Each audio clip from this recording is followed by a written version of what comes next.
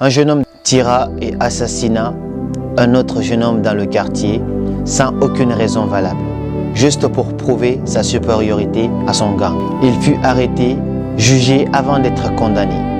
Tout le quartier était choqué. Mais durant tout ce temps, la mère du gosse qui avait été tué n'avait pas dit un seul mot, parce que c'était son fils unique. Elle était complètement abasourdie. Et lors du jugement, la dame, elle était là. Pendant tout le jugement, elle n'avait pas dit un seul mot. Et puis à un moment, elle se lève, elle s'approche du jeune homme et puis lui dit calmement « Je vais te tuer ». Et puis le jeune homme fut transporté en prison. Il resta en prison pendant plusieurs mois. Personne n'est jamais venu le rendre visite. Même pas le chef du gang pour lequel il voulait prouver sa supériorité.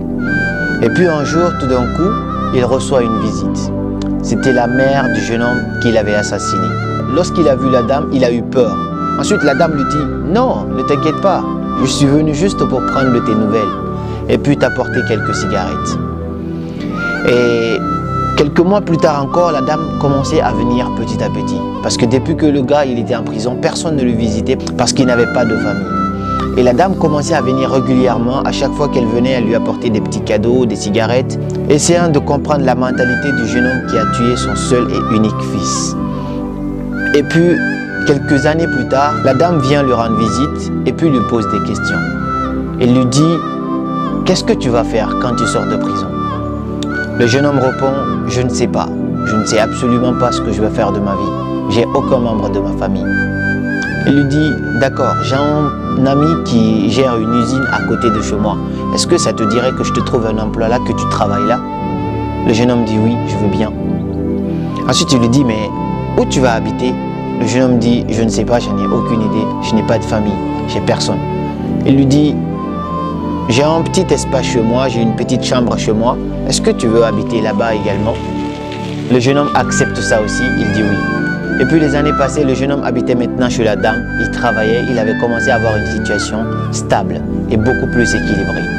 Et un soir, la dame appelle le jeune homme et lui dit « Je veux te voir dans ma chambre, je veux qu'on parle. » Le jeune homme vient et la dame lui demande « Est-ce que tu te rappelles, le jour de ton jugement, je t'avais dit une phrase.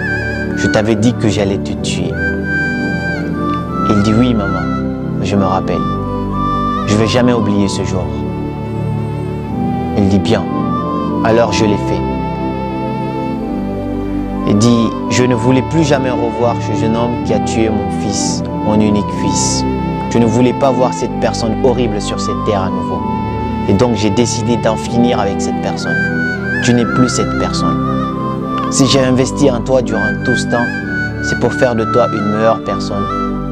Pour ne plus jamais revoir cette personne horrible qui m'a pris mon seul et unique fils. » Ensuite, la dame lui dit « Maintenant, je vis seule ici, j'ai plus personne.